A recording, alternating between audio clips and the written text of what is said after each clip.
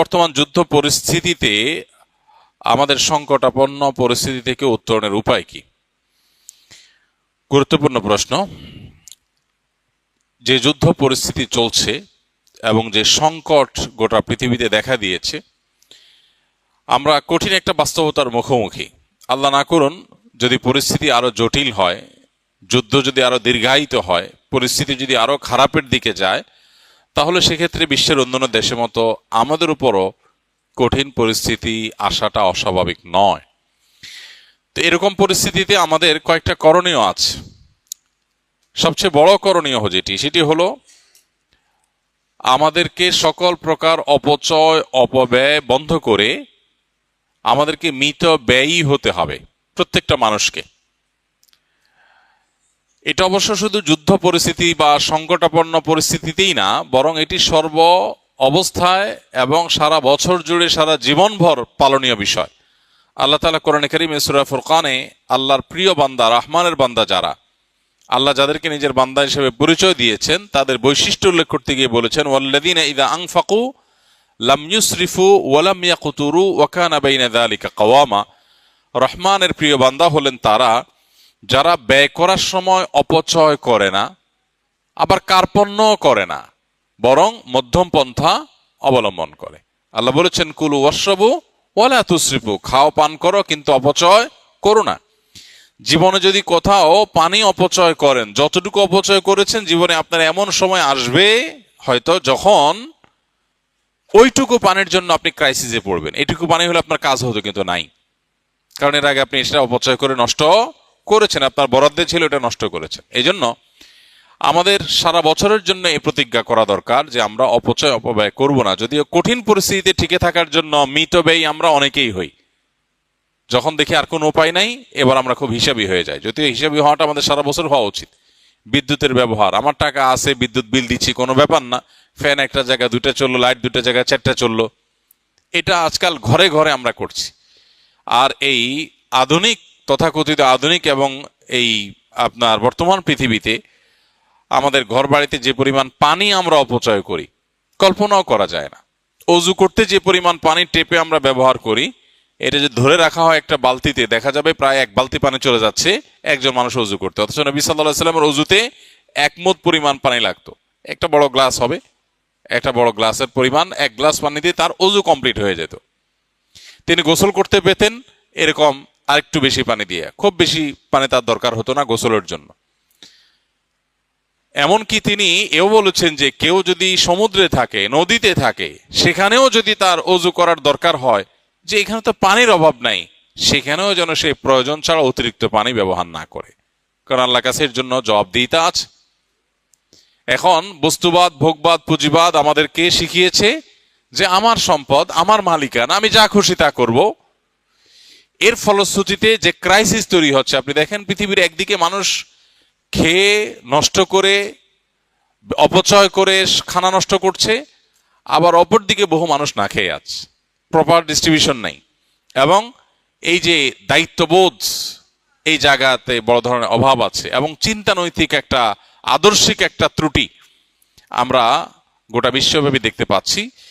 এই পরিস্থিতিতে, বিশেষ করে সংকটাপন্ন পরিস্থিতিতে, আমাদের মিত ব্যয়ী হওয়ার কোনো বিকল্প নাই। জ্বালানি বলুন, বিদ্যুৎ বলুন, ব্যবহার্য জিনিসপত্র বলুন, খাদ্যদ্রব্য বলুন, সব ক্ষেত্রে এই জিনিসটা আমাদের করতে হবে। নাম্বার 2, খাদ্য এবং নিত্য পণ্য, অতি প্রয়োজনীয় জিনিসপত্র যেগুলো আমাদের প্রতিদিনের দরকার হয়, এগুলো গুদামজাত করার যে একটা কালচার আমাদের দেশে একটু সংকটাপন্ন পরিস্থিতি হলেই শুরু হয়, এই জায়গা থেকে আমাদেরকে দূরে থাকতে হবে, বিরত থাকতে হবে। ব্যবসায়ীরা অধিক মুনাফার জন্য জিনিস সরায় রেখে ক্রাইসিস তৈরি করে এরপরে অনেক বেশি দামে, চড়া দামে তারা বিক্রি করার এই অভিপ্রায়ে তারা এই অপকর্ম করেন। আবার যারা আমরা ভোক্তা আছি, আমার প্রয়োজনের চাইতে অনেক বিপুল পরিমাণ টাকা আছে দেখে গোটা দোকান কিনে আমি বাসায় এনে রেখে ফেললাম, আমি আমার ফ্যামিলি বাঁচলে হলেও গোটা পৃথিবী ধ্বংস হয়ে যায়, যাক। এটা হলো স্পষ্টত ভুল এবং অন্যায়। নবী সাল্লাল্লাহু আলাইহি ওয়াসাল্লাম বলেছেন, লা ইয়াহতাকিরু ইল্লা খাতি, অর্থাৎ যে ব্যক্তি এরকম গুদামজাত করে, এরকম খাদ্যজাত মজুদদারি করে, এই মজুদদারি এটা অপরাধী ছাড়া কেউ করতে পারে না, যে করে সে গুনাহগার। এজন্য এরকম মজুদদারি থেকে আমাদেরকে বিরত থাকতে হবে এবং আল্লাহর উপরে ভরসা করা শিখতে হবে। আল্লাহর উপরে ভরসা করা শিখতে হবে। তাহলে ইনশাআল্লাহ সংকটাপন্ন পরিস্থিতিতে আল্লাহ তাআলার রহমত বা অনুগ্রহ পাবো। আপনার জিনিস আপনাকে বাঁচাবে না। কয়দিন বাঁচবেন? অনেকে পেট্রোল এখন নিয়ে একত্র করছেন, জমা করছেন। আপনি পেট্রোল জমায় কতদিন জমাবেন? এরপর আর এই পেট্রোল যে আপনার নিজের বিপদের কারণ হবে না তার কোনো গ্যারান্টি আছে? আপনি একদিকে জমাচ্ছেন, অপরদিকে অনেকের অনেক আর্জেন্ট কাজ আছে, সে পেট্রোল পাচ্ছে না। তো এগুলো হলো আল্লাহর প্রতি আমাদের যে ভরসার জায়গাটা সেটা দুর্বল হয়ে যাওয়ার দলিল, এবং মুমিন হিসাবে আমাদের যে করণীয় সেটা আমরা ভুলে যাওয়ার প্রমাণ। অতএব একজন ইমানদার তার আচরণ এটা হতে পারে না। তৃতীয়ত, ভয় বা আতঙ্কগ্রস্ত না হয়ে আমাদের উচিত আল্লাহর উপর ভরসা করা। সকল অবস্থাতেই আল্লাহর উপর ভরসা থাকতে হবে। রিজিকের মালিক আল্লাহ রাব্বুল আলামিন। অতএব পূর্ণ আস্থা থাকতে হবে। মা মিন দাব্বাতিন ফিল আরদি ইল্লা আলাল্লাহি রিজকুহা। এই পৃথিবীতে এমন কোনো প্রাণী নাই যে প্রাণীর রিজিকের দায়িত্ব আল্লাহর উপর নাই। আল্লাহ যতটুকু বরাদ্দ রেখেছেন ততটুকু আসবেই। আর যে ভোগান্তি আল্লাহ লিখে রেখেছেন সে ভোগান্তি আমি মজুদদারি করেও ঠেকাতে পারবো না। অতএব আতঙ্কিত নয়, বরং হতে হবে আল্লাহর উপরে ভরসা করার মানসিকতা। আল্লাহ বলেছেন ওমাইয়া তাওয়াক্কাল আল্লাহ ফাহুয়া হাসবুহু। যে ব্যক্তি আল্লাহর উপর ভরসা করে আল্লাহ তার জন্য কি হয়ে যান? যথেষ্ট হয়ে যান। ইমানদারের জন্য আল্লাহর উপর ভরসা এটা অনেক বড় একটা পাওয়ারফুল জিনিস, যে আল্লাহর উপর ভরসা করবে। অতএব আতঙ্কিত হওয়া যাবে না। আমাদের এই যে মজুদদারি, যত রকমের অসৎ উপায়, এগুলো মূলত আতঙ্কিত হওয়া থেকেই হয়। আতঙ্ক না হয়ে আল্লাহর উপর ভরসা করতে হবে। নাম্বার 4, দেশের প্রতিটা খালি জায়গা যেখানে চাষযোগ্য বা চাষ করা যায় সেখানে চাষাবাদ করা দরকার। আমরা আমাদের শৈশবে ছেলেবেলায় ছোট সময় দেখেছি আমাদের মা চাচিরা গ্রামের বাড়ির উঠোনে তারা লাল শাক বুনতেন, তারা লাউ লাগাতেন, গাছ লাগাতেন, শিম গাছ লাগাতেন, বিভিন্ন রকমের ফসল চাষ করতেন।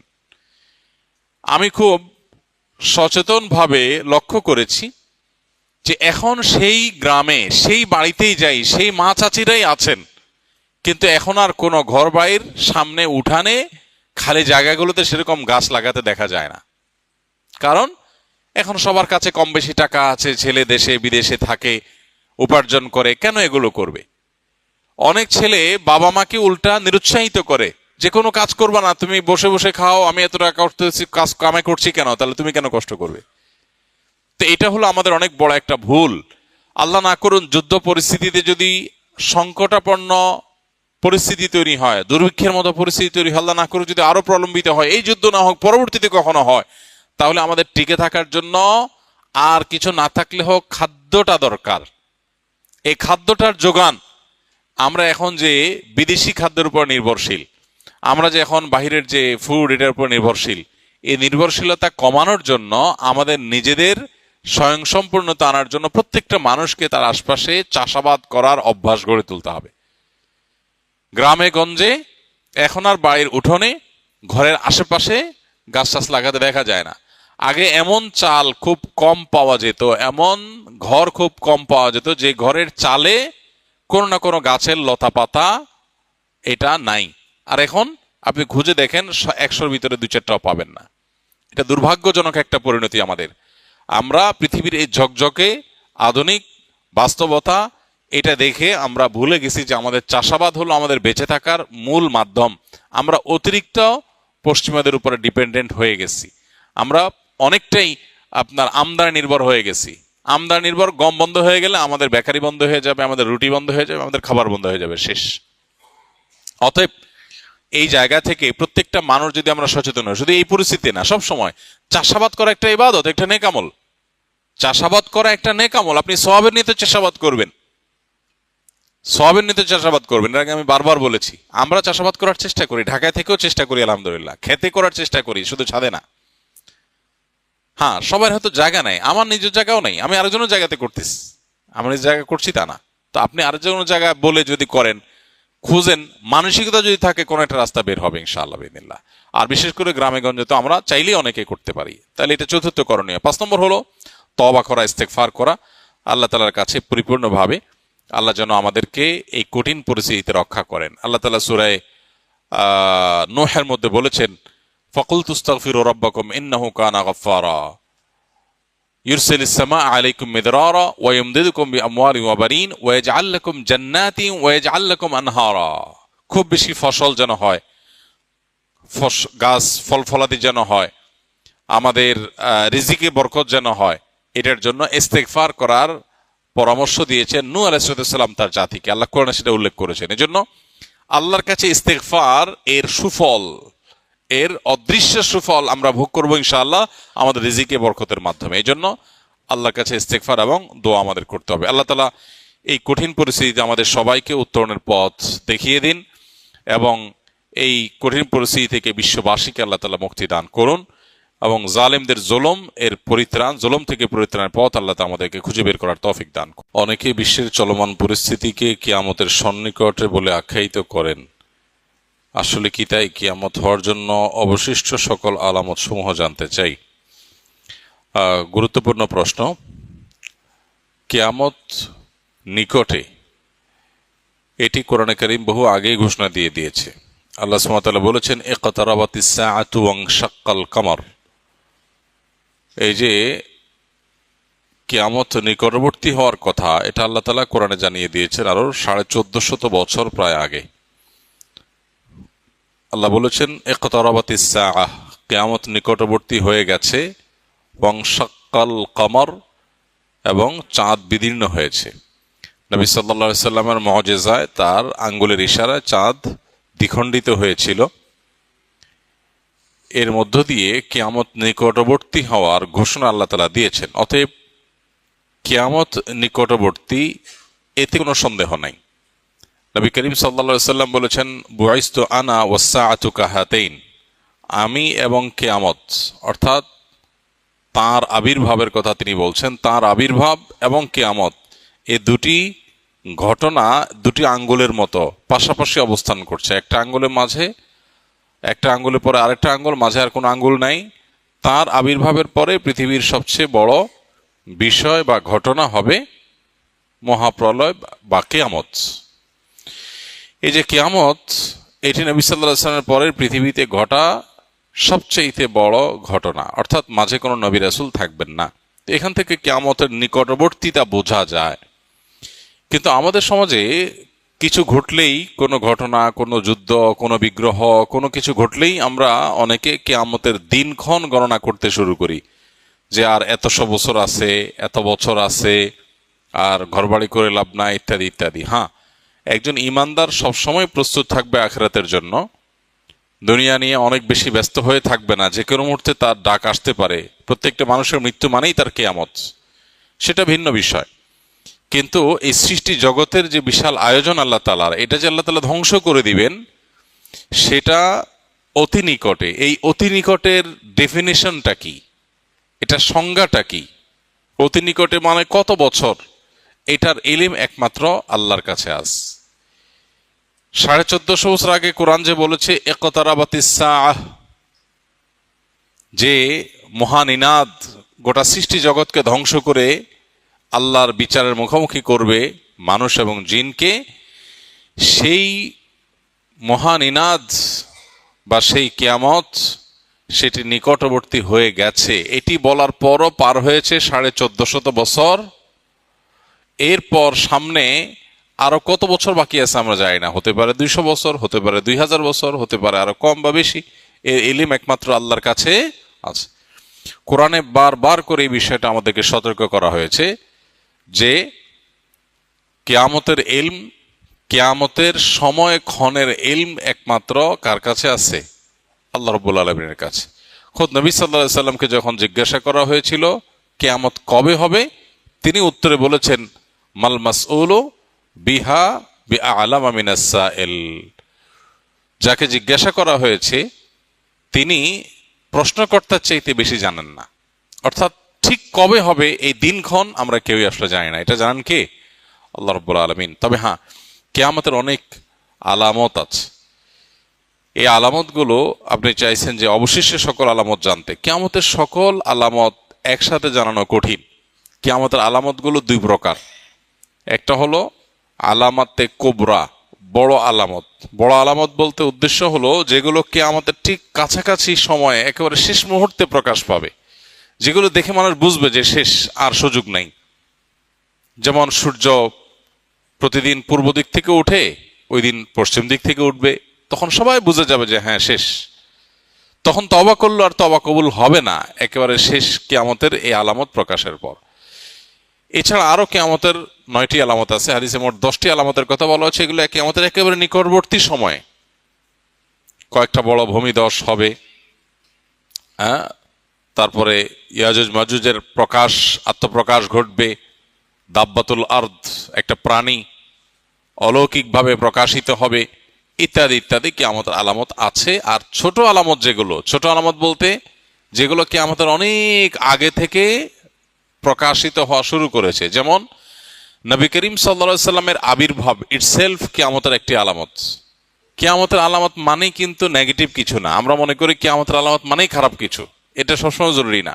হ্যাঁ, বেশিরভাগ আলামতই হয়তো, বা একটা উল্লেখযোগ্য সংখ্যা আলামতই হয়তো নেগেটিভ বা খারাপ জিনিস, অপ্রত্যাশিত জিনিস, কিন্তু কিয়ামতের অনেক আলামত আছে যেগুলো আসলে খারাপ কিছু না। যেমন নবী সাল্লাল্লাহু আলাইহি সাল্লামের আগমন, তার আবির্ভাব, এটা কিয়ামতের একটি আলামত। তার মানে এটা একটা ইন্ডিকেটর যে সৃষ্টি জগৎ তার পরিণতির দিকে যাচ্ছে। তারপরে আর নবী কোনো রাসূল, নবী হিসাবে রাসূল হিসাবে কি আবির্ভূত আসবে না, নতুন কোন নবী রাসূল আসবে না। সো এরপরে আসবে কি? কিয়ামত। তো এটা থেকে নিয়ে শুরু করে কিয়ামতের আলামত সমূহের সংখ্যা কি, এ সম্পর্কে সৌদি আরবের একজন স্কলার ডক্টর মোহাম্মদ আল আরিফি, তার একটা বই আছে নেহায়াতুল আলম, আর একটা আছে আশরাতুস সাআহ নেহায়াতুল আলম। এই যে বই, এই বইয়ের মধ্যে তিনি অনেক ডিটেইল আলোচনা করেছেন। আমরা এগুলোকে সংক্ষিপ্ত একটা ছোট্ট ছোটি বইতে প্রায় 10 বছর আগে একত্র করেছিলাম, কিয়ামতের 141 আলামত এই নামে। এই 141 আলামতের মধ্যে আপনার বড় আলামত 131টা হলো ছোট ছোট আলামত। এই যে দাসীর পেট থেকে তার মালিকের জন্ম হবে, এটা একটা আলামত। এটার মানে অনেক মুহাদ্দিসরা বলেছেন যে সন্তানরা মাদের সাথে দাসীর মতো আচরণ করবে, কাজের লোকের মতো আচরণ করবে, রেসপেক্ট করতে ভুলে যাবে, কিয়ামতের আলামত। এরকম ছোট ছোট লোকেরা তারা বড় বড় লোকে পরিণত হবে। রাখাল, সাধারণ রাখাল হঠাৎ কিছুদিনের মধ্যে দেখা যাবে সে অট্টালিকার মালিক হয়ে গেছে।